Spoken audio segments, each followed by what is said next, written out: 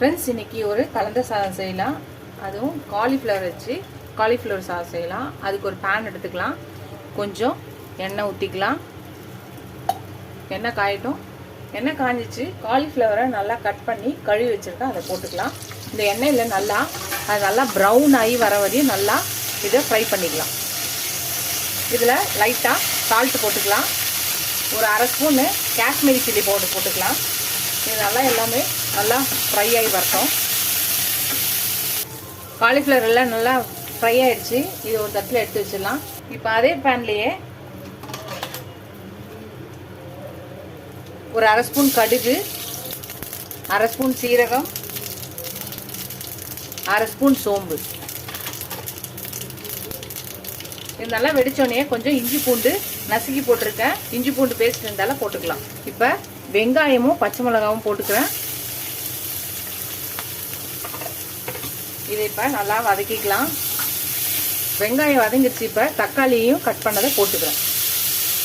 இப்போ இதையும் சேர்த்து நல்லா வதக்கிக்கலாம். ஒரு அரை ஸ்பூன் மஞ்சத்தூள் போட்டுக்கலாம். ஒரு ஸ்பூன் சால்ட்டு போட்டுக்கலாம். ஒரு spoon Kashmir red chilli powder போட்டுக்கலாம்.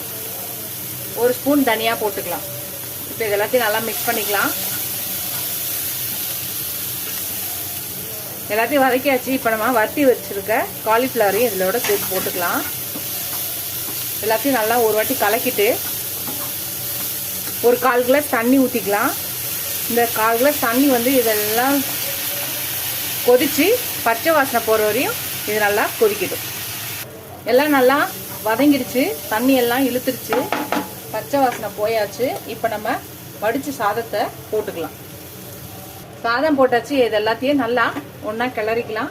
அவ்வளோதான், எல்லாத்தையும் கிளறியாச்சு. இப்போ நம்ம கொத்தமல்லி நல்லா பொடியாக நறுக்குனதை போட்டுட்டு நம்ம கிளறினா நம்மளோட காலிஃப்ளவர் ரைஸ், காலிஃப்ளவர் சாதம் ரெடி ஆகிடும். நம்ம லஞ்ச் பாக்ஸுக்கு, ஆஃபீஸ்க்கு போகிறவங்க எல்லாருமே இந்த ரெசிபியை ட்ரை பண்ணி பாருங்கள். ட்ரை பண்ணி பார்த்துட்டு எப்படி இருக்குன்னு சொல்லுங்கள். ஃபஸ்ட் டைம் சேனலை பார்க்குறவங்க சப்ஸ்கிரைப் பண்ணிட்டு பாருங்கள். ஃபுல் வீடியோ பாருங்கள். உங்கள் ஃப்ரெண்ட்ஸ்க்கு இந்த சேனலை ஷேர் பண்ணி சப்ஸ்கிரைப் பண்ண சொல்லுங்கள். நீங்கள் எவ்வளோக்கு சப்ஸ்கிரைப் பண்ணி லைக் பண்ணுறீங்களோ அவ்வளோக்கு என்கரேஜிங்காக இருக்கும். புது புது ரெசிபிஸ் கூட எனக்கு ரொம்ப ரொம்ப ஹெல்ப்ஃபுல்லாக இருக்கும். இதோட அடுத்த வீடியோவில் அடுத்த ரெசிபியில் பார்க்கலாம். Tata bye bye friends.